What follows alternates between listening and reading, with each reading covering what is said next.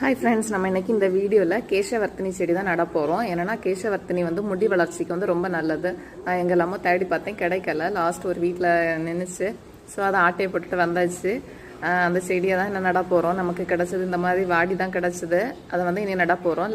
Last நான் வந்து grow பேக்கில் தான் நட போகிறேன். க்ரோ பேக்கில் ஒரு லேயர் மண் போட்டுட்டு அதுக்கப்புறமா அந்த தேங்காய் நார் இருக்குல்ல, அந்த தேங்காய் ஜவரியை தான் போட்டு ஃபில் பண்ணிவிட்டு அதுக்கப்புறமா இன்னும் மண் ஆட் பண்ணிவிட்டு அதுக்கு மேலே தான் இந்த செடியை வந்து நட போகிறேன். ஏன்னா இந்த தேங்காய் நார் வந்து அதுக்கு நமக்கு நல்ல உரமாட்டு யூஸ் ஆகும். ஸோ அதனால தான் நான் வந்து தேங்காய் நார் போட்டிருக்கிறேன். அதுக்கு மேலே இன்னும் மண் நிரப்பி நம்ம கேசவர்த்தினி செடியை வந்து நட போகிறேன். இப்படி தான் கேசவர்த்தினி செடியை வந்து நட்டாச்சு. இதுக்கப்புறமா லைட்டாக தண்ணி தெளித்தாலே போதும். இப்போ வந்து நமக்கு வந்து லைட்டாக மழை சாரல் வேற விழுது. ஸோ நம்ம செடியெல்லாம் என்ன செடி நட்டாலுமே முளைக்கும். அதுபோல் தான் நம்ம கேசவர்த்தினி செடியை நட்டாச்சு. அதுக்கப்புறமா இப்போ வந்து நல்லா வந்திருக்கு.